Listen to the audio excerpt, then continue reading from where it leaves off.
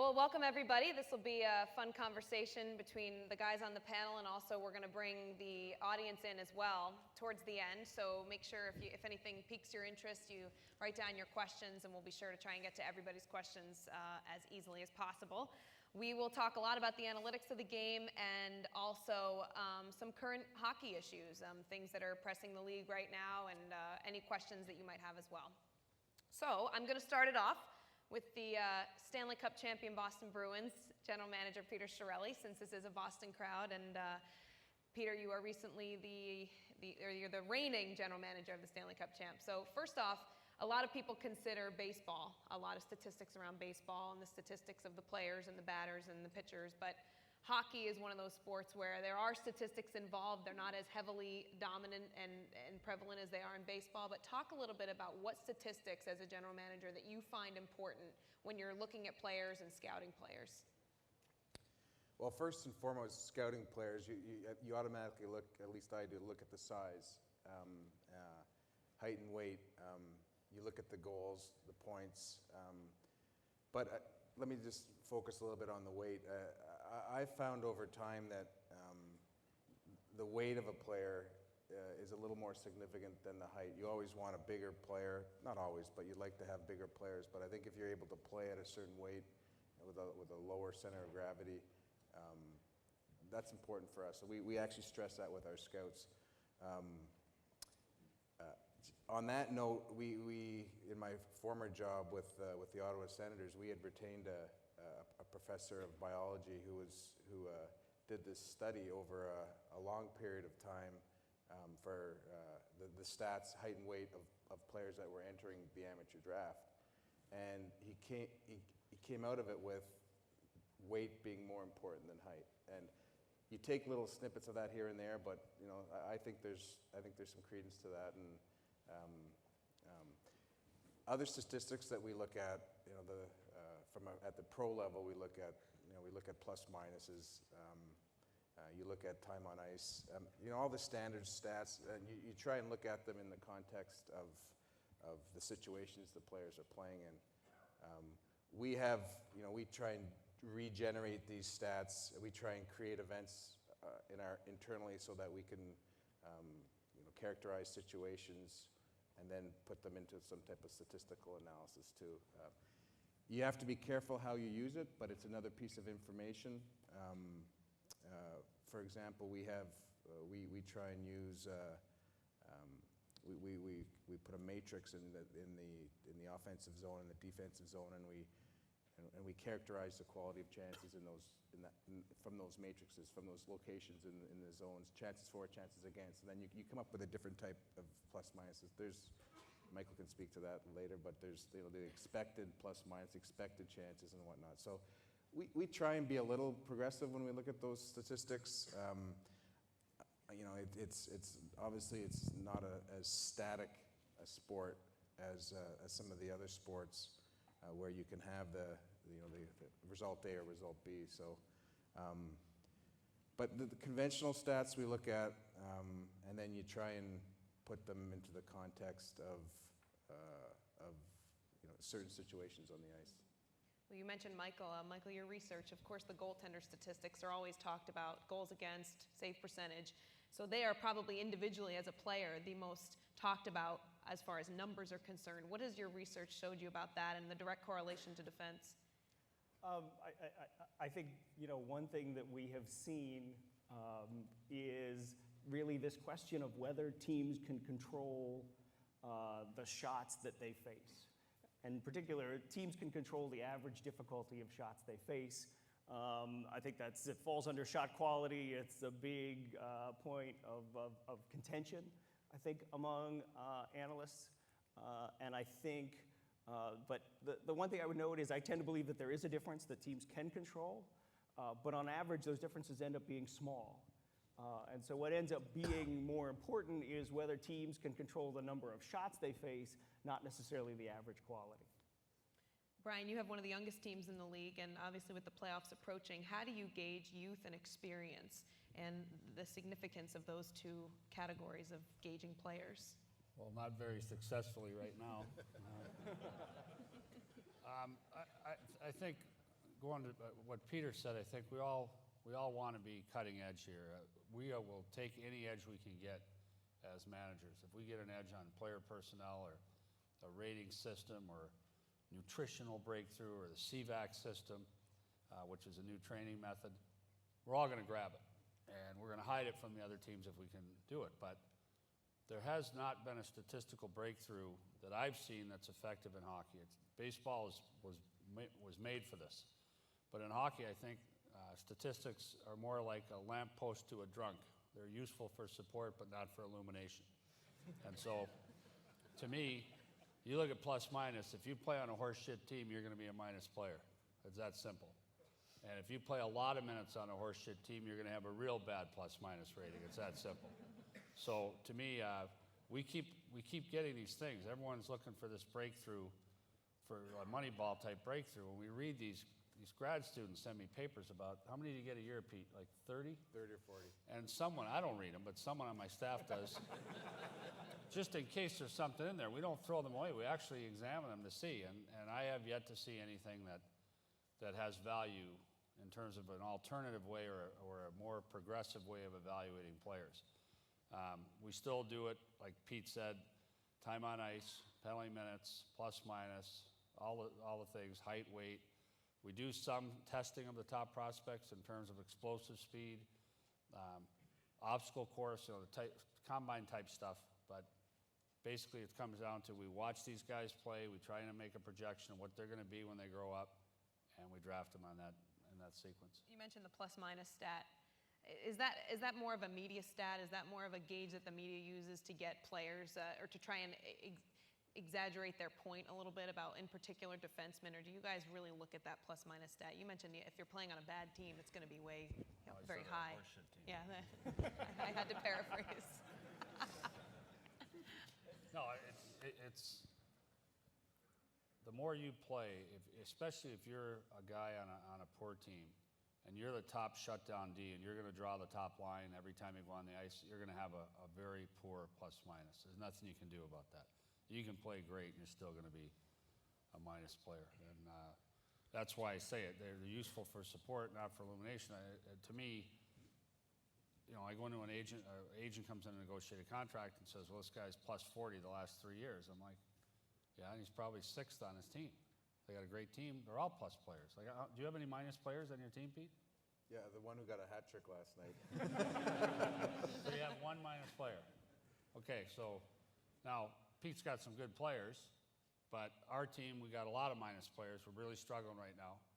And they're not all bad players, and yet they're all minus players right now. So, again, it has limited value. And also, I got to get this off my chest anyway. This whole Moneyball thing aggravates me anyway. So, you look at the Moneyball analysis, there's a couple things. First off, it's boring baseball. Like, there's no entertainment value to watching a guy work the pitch count and foul pitches off. It's horseshit.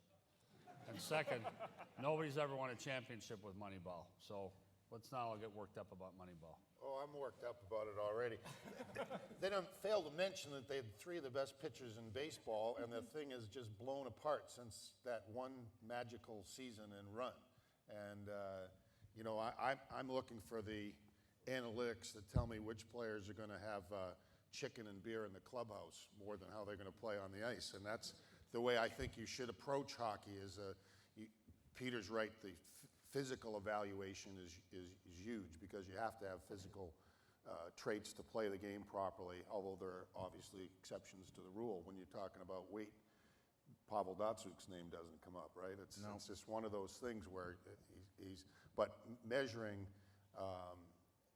the biological data, I think, is critical, and the mental makeup, which is really the art form of scouting, finding guys that want to play, want to win, can work in the clubhouse with teammates is a far more elusive but critical part of the evaluation process, in my opinion. But, even with a statistical analysis in baseball, Carl Crawford didn't work out. J.D. Drew wasn't the best in the business. There's room for these analyses, and I think your drunken lamppost, and that's a good analogy for you, the drunken lamppost one, isn't it? But I think that's that's where I'm at on it. It's support. And the more you can continue to find rocks to turn over, but there's difficulty too in hockey if you're talking about a scoring chance. Who measures the scoring chance? The quality of the scoring chance, where it comes from.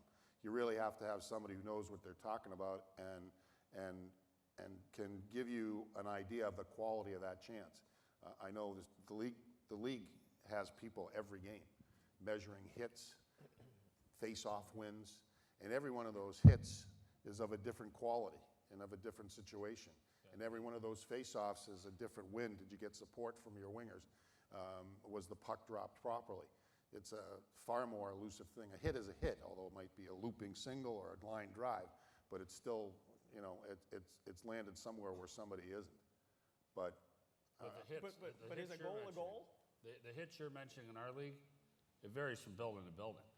You go into some buildings, I'm not going to mention which ones, and you out-hit the team, and then you get the stat at the end of the period. This happens at TD North Arena sometimes. You get the stat, and you know, you say, wait a second, it says we got out-hit in that period. You threw all the major hits, your team did, and you get the stat sheet, and so you wonder sometimes what they're watching. Sometimes you brush a guy off after he passes the puck, and you get credit for a hit. It's the same hit as a guy that thumps a guy into the boards and rattles his teeth, you know, and they're both on the score sheet the same. That's really, I think the league, they've done a better job at standardizing the statistics, but there's still variations. You still get cheated on shots on net.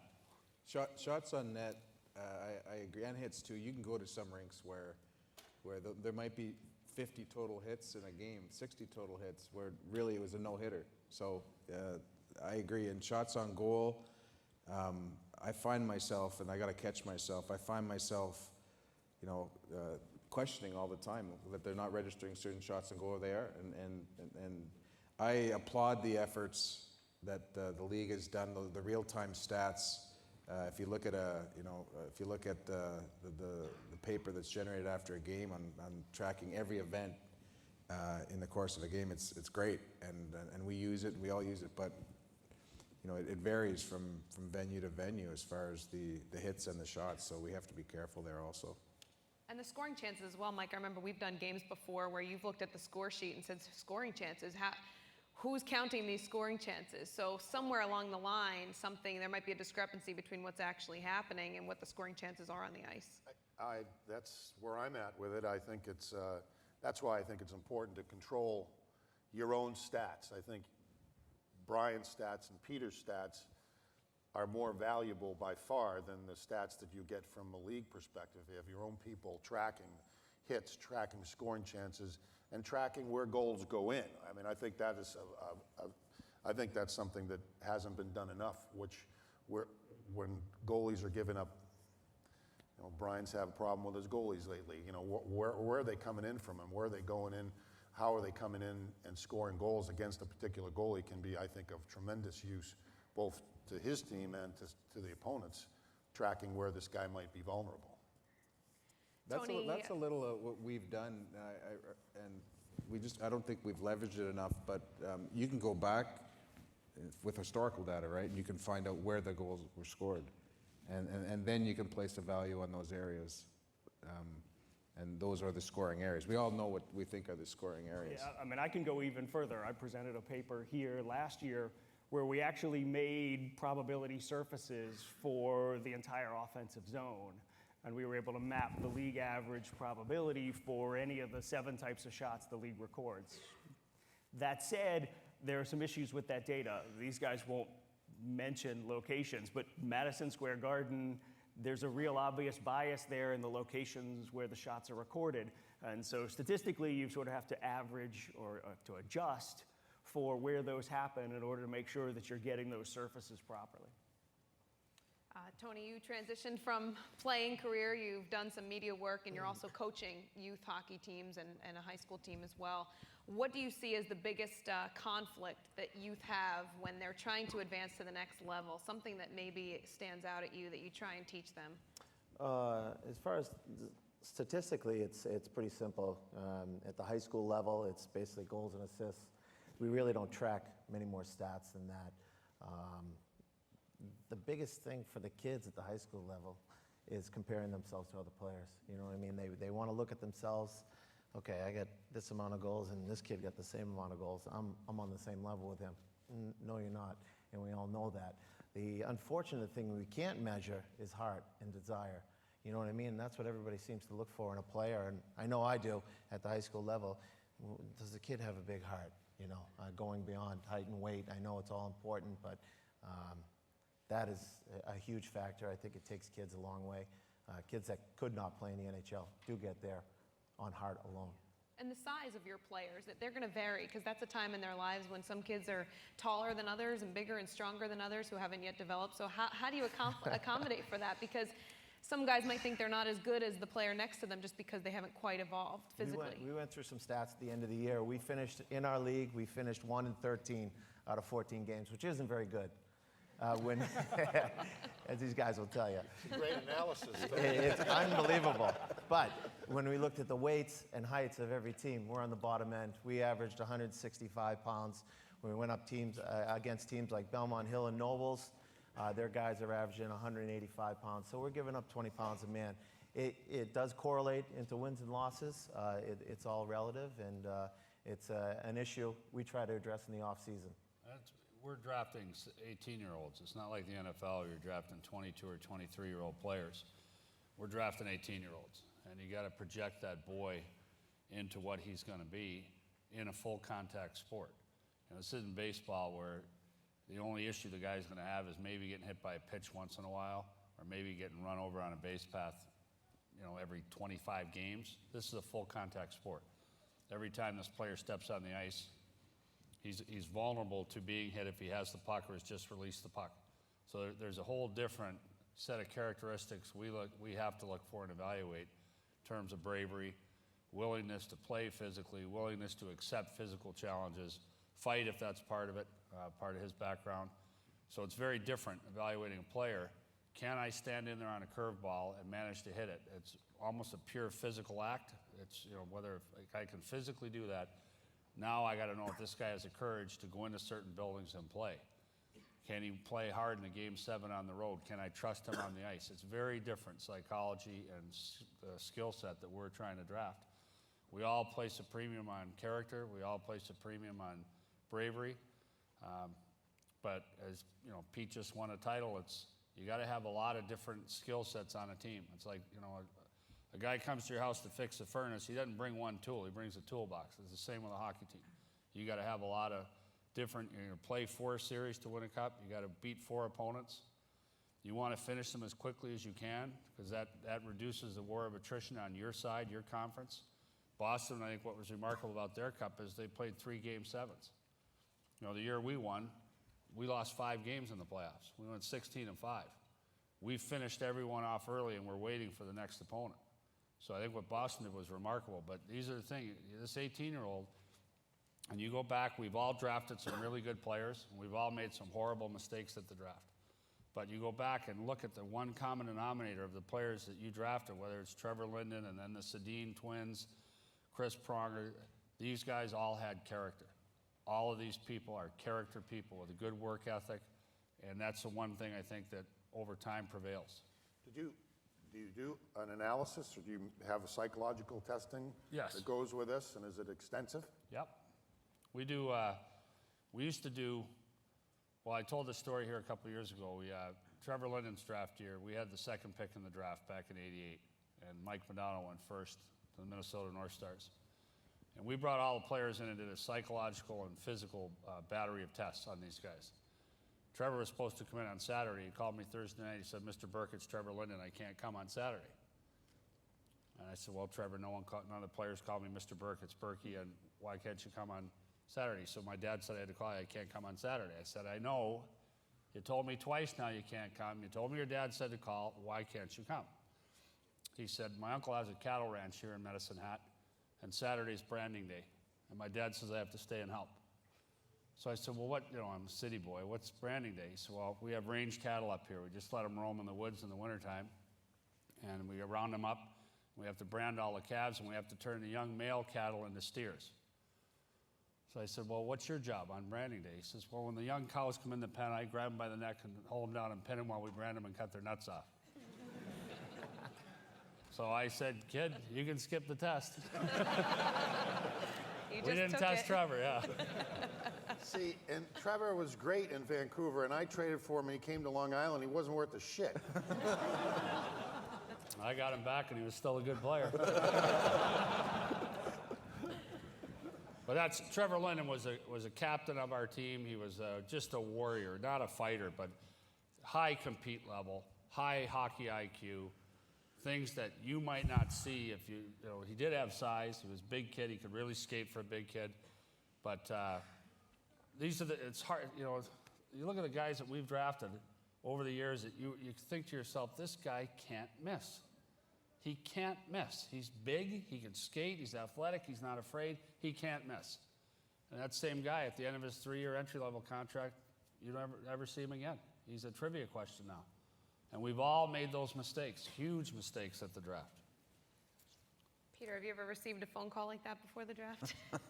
I was just trying to think. No, not quite that graphic. But do you have a similar psychological test Well, you guys go through? and we all do, and not the same one, but you know, we have Berkey talked earlier about the combines, and we have psychological testing, interviewing there. There's physical testing there, and then we bring in a certain select group, and we meet with them, and we have a sports psychologist that he meets with each of them for a couple hours, and you know, you think you know them, and you have a pretty good read, and over time you've gotten experience on how to get a read on the younger 18-year-olds, but it's tough. Mm-hmm. It's tough, and the physical testing that we do now at the combines is great, and we've soup to nuts. You do everything, but it's really hard to get a read on an 18-year-old, and they're well coached.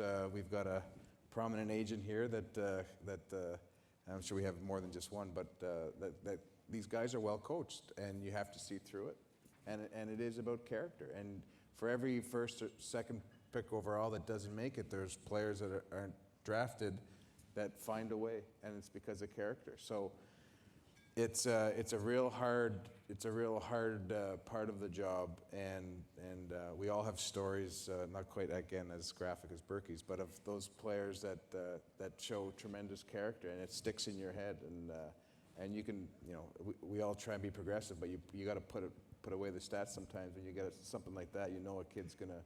Jaromir Jagr's draft year, I interviewed him in a hotel room in Prague, and one of the questions on our questionnaire was, have you ever been a captain?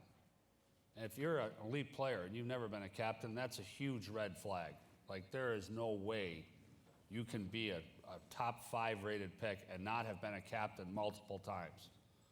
So I said, has Jaromir ever been a captain? The translator translates, Jaromir says no. The translator turns to me and says, Jaromir says no. I said, no shit, I heard him say no. I didn't need the translator for that. I said, ask him why not. Blah, blah, blah, blah, blah, blah, blah. Because he's always played with players who were 3 years older than him. That's a great answer. I mean, we agonize over this in the U.S. and Canada about playing a guy up 1 year. He played with players 3 years older than he was. He was never a captain. It was the best answer I ever got in a draft interview. It was awesome. We didn't get to draft him, though. Can I interrupt and ask? So there's a whole body of research on this thing called league equivalencies, which is people have gone and looked at how someone does in Quebec Juniors and then what that projects to. For example, Quebec Juniors or the Swedish Elite League, and what that projects to in the NHL. Do you guys look at that? I've reviewed that. I think it has very little value. I've looked at it, and through experience, we know which leagues. There's ebb and flow with the leagues, like who's a stronger league, and you just know by talking to your scouts. I think if you go back, you can put values on leagues, but it changes. You know, it changes. Historically, certain leagues have always been stronger just by the population draw and all that, but it changes, and you got to be on top of which leagues are that are stronger. At the end of the day, you have to, you got to gather all your information, and you got to talk to your regional scouts who have an idea of where that player sits relative to other players. So Again, a piece of information that you look at, but you know, if your staff is good, you're going to know which leagues are stronger. And the Quebec League stats are inflated because of the goaltenders, but, you know, from my perspective, that's why we scout live too, is we want to see how a player goes back to the bench and the coach chews him out. We want to see his body English. We want to see his reaction. Does he talk back to the coach? Does he slump? Does he talk to a teammate who just made a bonehead play when he comes back to the bench? Or does he bark at a teammate if he's a captain? We got to see all that. You can't see that on video. That's why we drag our butts to the rink to watch. What's hard, I'm sure all you guys can attest to this, is high school players. Because the quality of high school play is so up and down, and it's hard to compare. It's tough to scout U.S. high school players. It really is. Peter's got a player, Milan Lucic. Obviously, he's a good player. He's a good kid. His draft year, I went in to watch him. I was actually watching another player, but our scout said, well, watch this Lucic kid too. He's not bad. And I watched him, and he had such trouble skating. He was such a poor skater at that level, I thought. And I was wrong. I mean, he kind of lurches as a skater, but he eats up big strides. He takes a lot of ice away. It's like watching a great blue heron walk. He walks slowly, but he's covering a lot of ground. And I came back, I said, geez, I don't know if this guy can skate. Well, you watch him now, he skates pretty well. No one's ever going to make a video of him skating and show it to kids, but he gets around pretty good. And these are the things that are hard sometimes. You watch a guy, and you go in and see the guy live. There's a player that plays for the Flyers, Wayne Simmons. He played in Owen Sound. We had a player that we drafted there named Bobby Ryan when I was in Anaheim. And I went and watched Bobby Ryan play 8 times that year. And my assistant GM kept saying to me, you got to watch this Simmons kid. He's good. He's a good defensive player. He's mean. We got to try and get him. Bird legs. He did nothing against him. Nothing. 8 games. He didn't have a fight. I don't think he had a point. I'd be driving back from Owen Sound, and Bobby Murray would say, how was he? How was he? I'm like, he was terrible. This kid can't play. He didn't do anything. If you hadn't told me to watch for him, I wouldn't have known he was dressed. Then the next night, Bobby goes to see him, and he gets a Gordie Howe hat trick. He has a goal, assist, and a fight. And you watch him now, he's a pretty good player. But I never saw that. I watched him 8 times, and I didn't see anything where I got in the car afterwards and said, geez, I got to try and get that guy. And then there's other guys. Ryan Kessler, his draft year, I watched him play 1 shift at Ohio State. And I turned to our guys and said, I don't care where we have him, we're taking him. We're going to trade up, do whatever. I love this kid. 1 shift. Go figure. So, Michael, I want to know, you're the one that crunches numbers more than anybody here on this podium. What numbers do you put the most validity in? For what purpose? That would be my follow-up. Oh, evaluating a player. That's what. Evaluating a player, I think hopefully you'll all stick around and watch. Brian McDonald's going to give a talk. It's one of the research papers here. It's a really nice job of doing an adjusted plus minus. So what it does is it takes all of the events that happen while a player's on the ice, and it adjusts it for who they're playing with and who they're playing against. And so what you come out of it with is essentially, how much is this player contributing to basically the expected or the probability of getting goals, adjusting for all those things, and adjusting for things like, where they start. Malhotra this year is starting 70% of his faceoffs in the defensive zone. We got to judge him differently than we're judging other players because of that. Do you ever do anything or look at anything that incorporates when the player is being used? In terms of The time of the game, when there's a lead, when there's a 1-goal lead, when there's a minute left, when. In terms of sort of time relative to the start to finish of the game, no. You certainly do adjust things and do things differently. Brian's paper does it one way, I do it a different way. But you have Brian's paper is he does even strength and does a whole analysis there. He does shorthanded, a different analysis, power play, a different analysis. And so it accounts for that in that way. I'm pretty sure I don't need to see his presentation to know that Manny Malhotra is good on faceoffs. Manny Malhotra is good on faceoffs, but faceoffs are not worth very much. I mean, it is a possession game, but to win When there's 10 seconds to Hey, go, face-offs and it's are really 2-1. Tell me a face-off's not important in your D zone when it's 2-1 and 10 seconds to go. That it is important. just said I it will wasn't. agree. No. Long term, in terms of the probability of leading to a goal, right? That's what we're trying to get here. We're trying to get and prevent goals, right? Is that on average, you have to win 100 face-offs to get your team one goal. I've seen a guy win one face-off and it led to a goal. Unfortunately, I've seen that too. unfortunately, I've seen it way too much lately. Yeah. Tony, as a former player, obviously recently removed from the game, most recently from this panel, how much did you look at your statistics on it? How much do players look at their statistics, analyze their statistics, Well, maybe lose sleep over their statistics? They have to. That's how you get paid. And a lot of guys, that's how you get paid. Goals and assists. If you're a fighter, you're fighting, or whatever it is. If you're a D-man, obviously you're plus minus. Guys are looking at plus minus. Body checks, how many times they're making hits. So when you go in to talk to one of these guys at the end of the year, you need something concrete, something on the paper to say, all right, this is why I deserve X amount of dollars. Unfortunately, Berkey's probably a tough negotiator and throw you right out with a lot of those statistics and tell you your horse shit, but there has to be not to your something, face. Corey. There has to be something there to, some kind of comparison.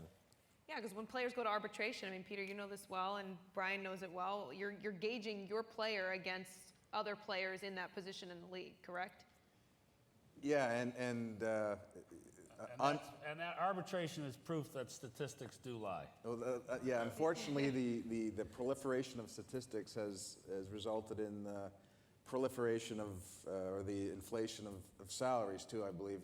And they don't all lie, Berkey, but I mean, there's so many of them, and you can twist them in a variety of ways that an arbitrator, an independent arbitrator that doesn't have the hockey acumen, doesn't see it right always, and that's but that's an arbitration process that you go through. That if you can't negotiate a contract, so that we look upon that as a last resort dispute resolution method. But I don't like them. You go into arbitration, the union presents the player's case and identify comparables. So it totally discounts the intangibles a player provides. So they'll come into the arbitration and say our player is like these 5 guys whose average salary is $3.7 million. And you're looking at the list of 5 names and you're like, okay, I'll make you a deal right now. Let's take a timeout in the hearing. If you can trade this piece of garbage for any one of these 5 guys, you have authority to make the deal. Should we go to arbitration? That's why, and for every guy that the union brings, I'm sure you guys have 3 or 4 on the other end. Oh, we're honest in the You whole know. thing. So It's very frustrating, but it is proof that statistics do lie. I can prove a player is a statistical twin of a guy who's twice the player he is because of the other things he provides. And that goes back to making sure that you've got quality measures. And a lot of the measures you mentioned, plus minus before, are horseshit. I mean, there's no doubt about that. Thank you for bringing that word into the Yeah. conversation, by the way. Made the Among others. conversation Among that others. much fun. Well, you look at the comparisons when you have a player like a Zach Parise who's unrestricted at the end of the season, and Is the he? media. I know you can't talk about it, but the media is quick to say Zach's going to get so and so money, or Zach's going to get, he's at least at $7 million.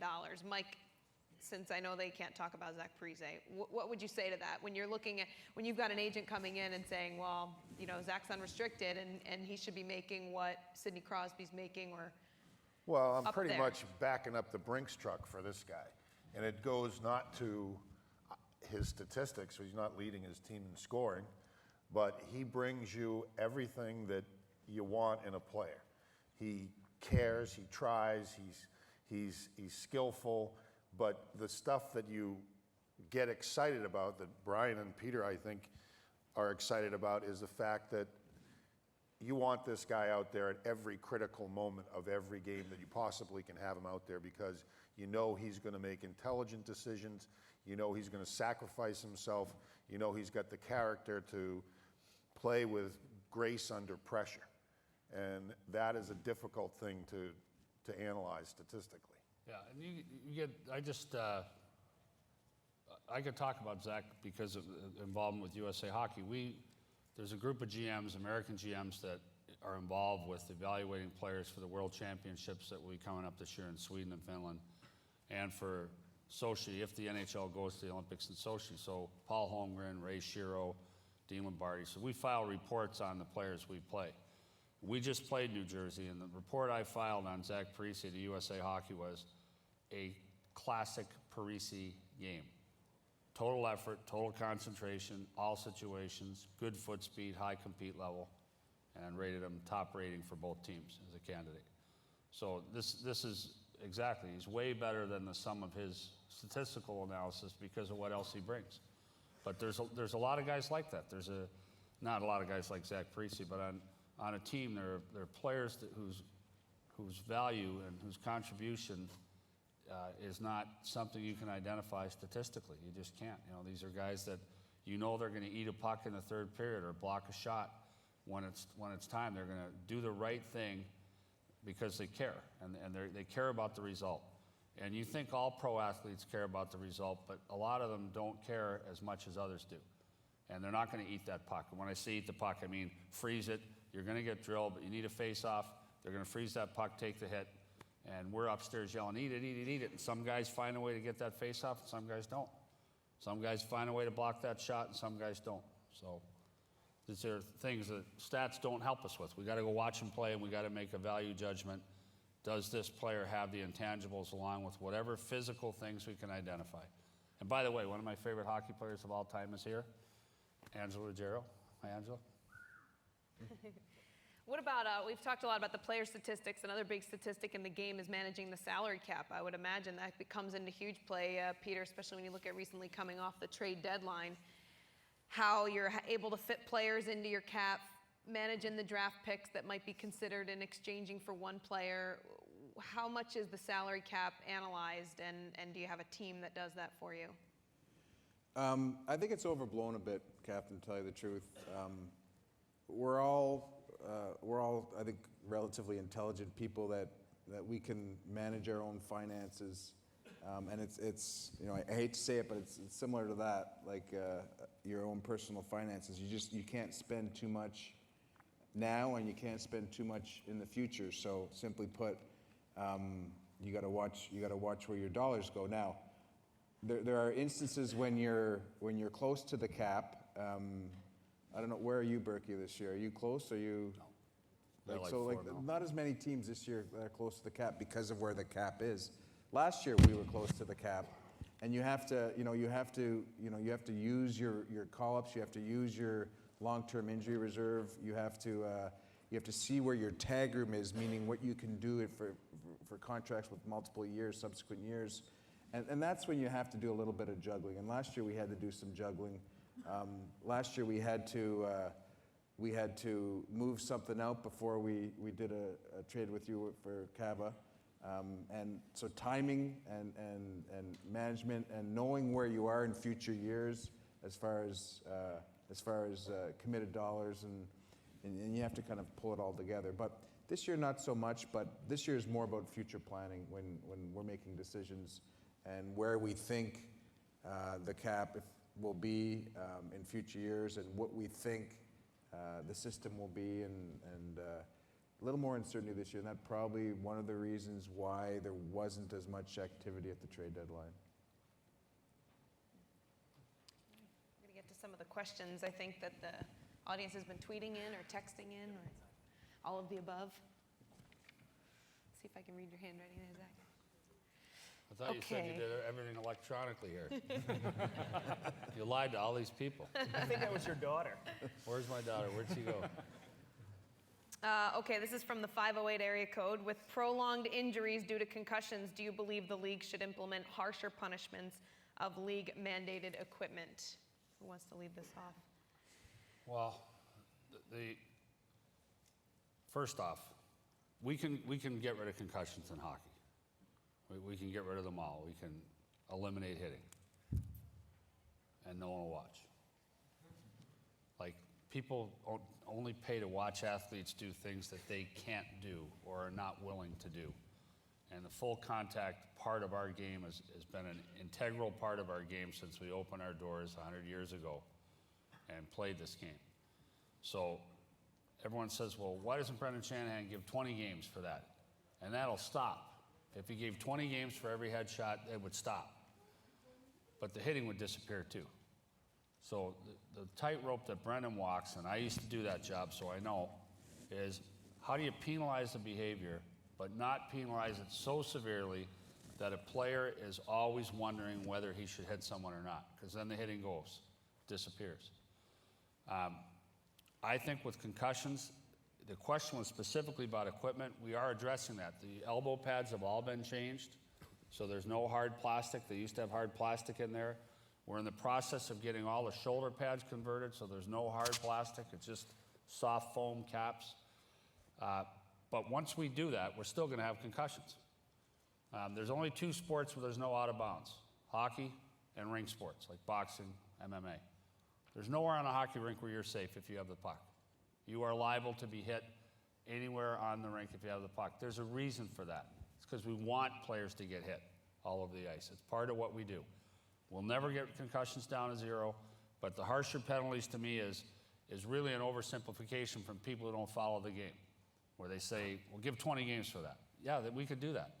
We can eliminate motorsports racing deaths. We can put regulators on all the carburetors at Indy, and they can drive 50 miles an hour, and no one will ever die in a car crash, and no one will watch. So we want to see people do things we can't do. Contact is part of our sport. It's a risk the players assume. It's part of why we all played.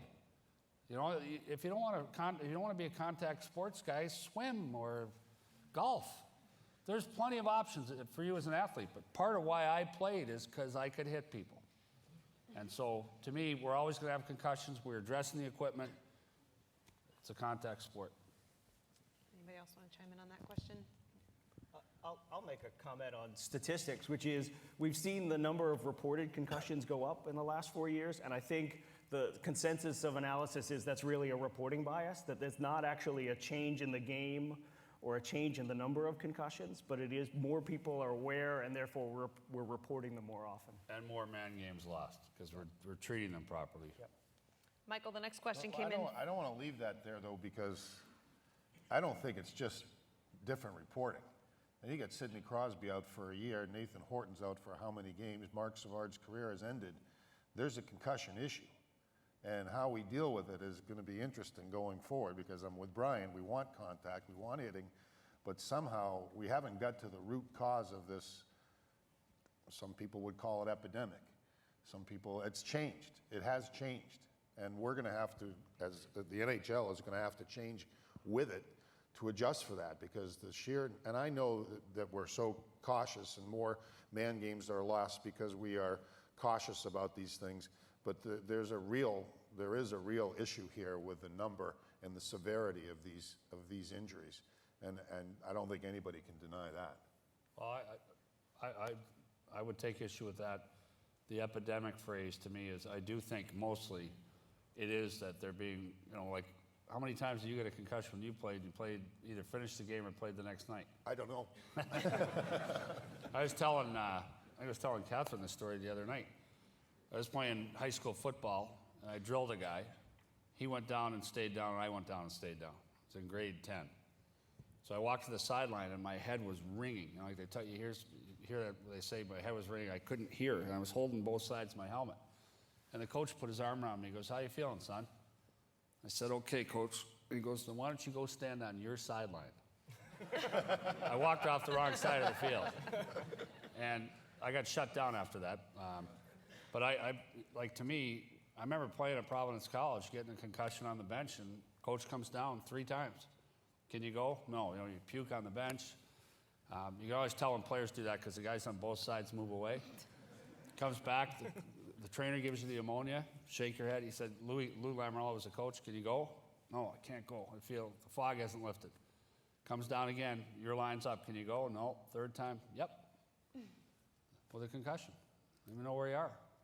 Ray Shiro tells a great story. When he was playing at St. Lawrence, he was playing at Providence College, and he got drilled in a game, and he went and sat on the PC bench.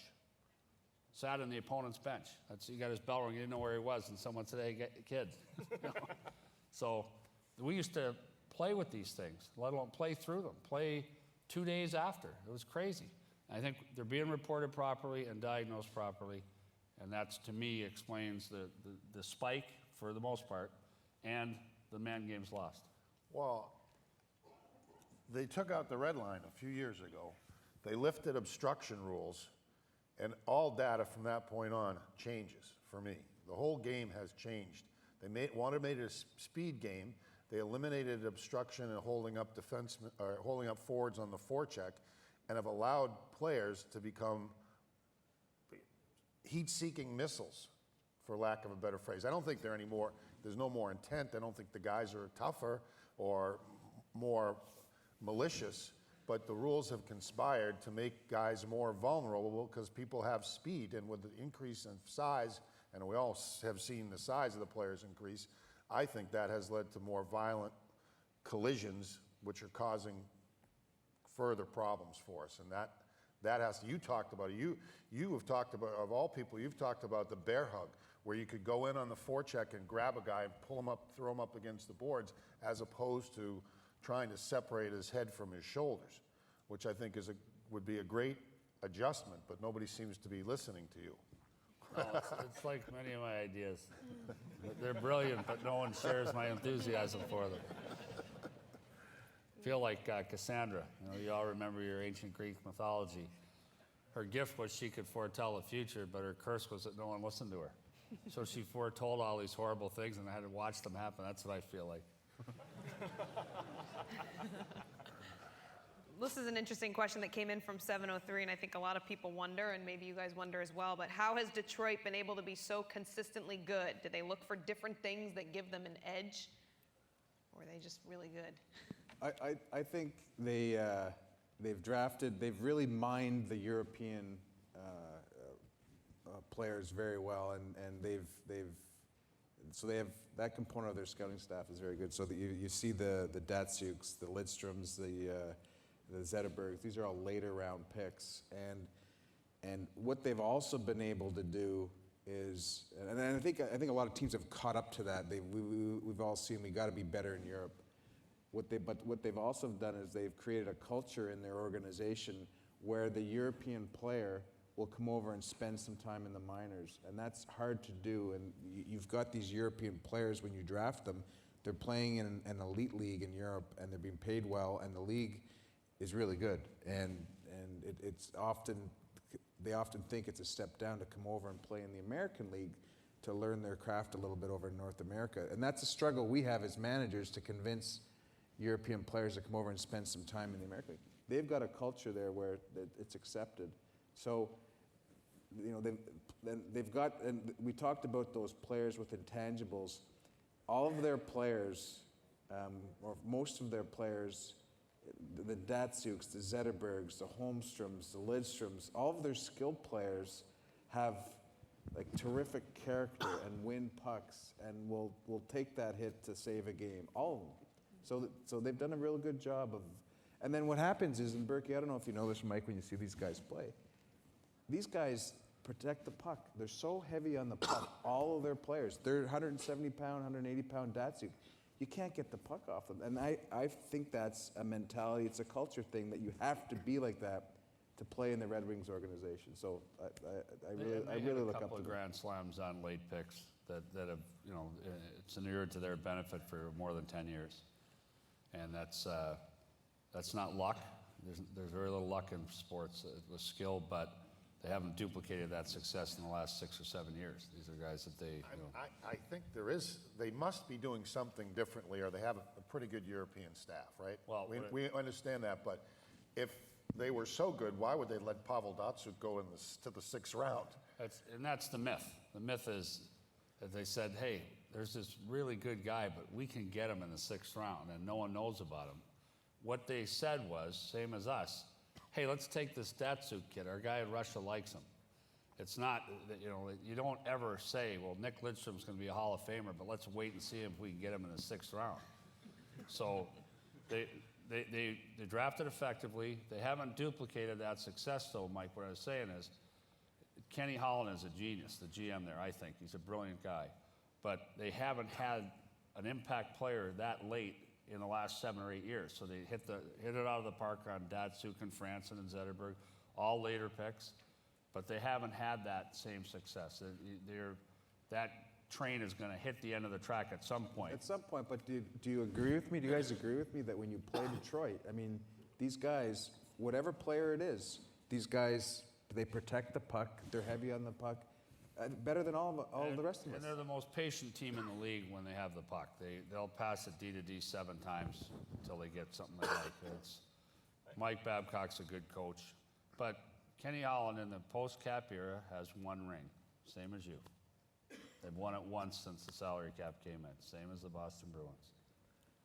I'll just echo the point in terms of analysis is that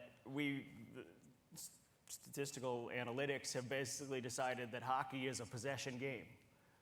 And that the more you possess the puck, the more shots you're going to get, which is going to lead to more goals. And so I think Peter's point of Detroit being a team that stays on the puck and makes good decisions when they have the puck is crucial. And winning faceoffs to get the puck is good. If you can get hundreds of them, sure. Next question. Did you want to chime in? Nope, I'm good, Catherine. Yeah, Thanks for thinking of me, shocked, though. but- I was really happy about 10 minutes ago when your mic fell off, but I see you put it back on. I thought he was going to chime in on the Yager comments, but he stayed away from that this time. 781, do you incorporate replacement player analysis into personnel decisions? Yeah, of course you do. Sure. Like if you have, well, on a couple of different levels. If one of your players is, you have to decide whether to sign them short term or long term. Just sign them in general. You have to know what your substitute players, what your replacement players. Where are you in your pipeline? Who's coming ready to inherit that role, and what will they bring? And can you tolerate the learning period until they can come up to speed? How can you tolerate the learning period with your other players? So that there's a whole host of questions that you go through. And then, of course, that's in your pipeline versus what's available in the free agent pool. And what's a common, we always hear of fans and commentators, and not so much you, Mike, but about this team should go and get this guy in the free agent market. Well, it's really hard to know that you're going to get a player in the free agent market. Like there's 29 other teams that are bidding for that player. So yes, we think about replacement players. We think about the replacement player pools, how big they are and how available they are. And even on the trade level, we do also, of course. Your depth chart, I would agree with that. Your depth chart, what you want to have is, you want to have players. We're allowed to have 50 players under contract, each NHL team. And if you own your own farm team, that's a problematic number. We own our own farm team, so you have 23, say you're carrying, maybe a couple guys hurt, then you got 22 or 23 more at the American Hockey League level, and maybe 4 or 5 guys that are signed in the East Coast League. What you want to have is a recall that fills each role on your team. So your leading scorer on the Toronto Marlies, our American League team, may not be the player we recall if a third-line winger gets hurt. We're going to bring up someone who can check. We're going to bring up someone who's good at that particular job. But you want skill replacements for injuries. You want grit replacements for injuries. Maybe a guy that scraps a little bit. Same with the defense. If you lose a mobile defenseman, you're going to bring up a skill guy. If you lose a stay-at-home guy, you're going to bring up a stay-at-home guy. So what you try to have, everyone wants to have on their depth chart with Pete with Providence Bruins, is all types of replacement players for guys that get banged up that can come up and do a job. Where are they in their development? Is it going to mess this player's head up to recall him if he's a first-year pro? Catherine, could I just chime in? Because I think that the question gets at, replacement player value, which is a big concept in baseball and some other sports. And I think we're just starting in hockey to be able to have the analytics to be able to say, what is basically what I'm going to get out of an average player that you might pull up, notwithstanding some of the criteria that Brian are looking for. So we have those meetings, like you saw in Moneyball, when the scouts are all around, and I don't know about you guys, Berkey, but we don't throw the names on the whiteboard. Did you see Moneyball? No. Okay. They have, I got that feeling when I saw that look on your face. But we have the lists the same way in Moneyball. You have the lists of players who are going to replace. Who are the players in Moneyball that they had to replace? Just keep going. Hatterberg, Damon was one of them. Let me interrupt. I'll tell you the thing that I like about Moneyball, and I would recommend that everyone read it. First off, Michael Lewis is a brilliant writer. It's a great read, and it's an interesting read.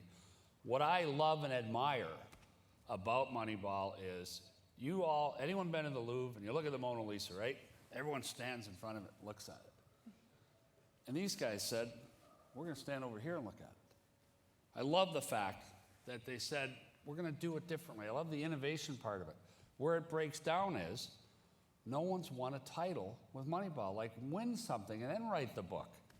Like, so what am I going to learn reading Moneyball? How to be decent? How to be good? When I read a book, a sports book, I want someone to tell me how to be great. And that's what aggravates me is, if it was something that it's still worth reading, it's still worth it, but God damn it, there's more to this than looking at statistics and picking players' names out of a goddamn hat. Thanks, Berkey. How do you feel about that, Michael?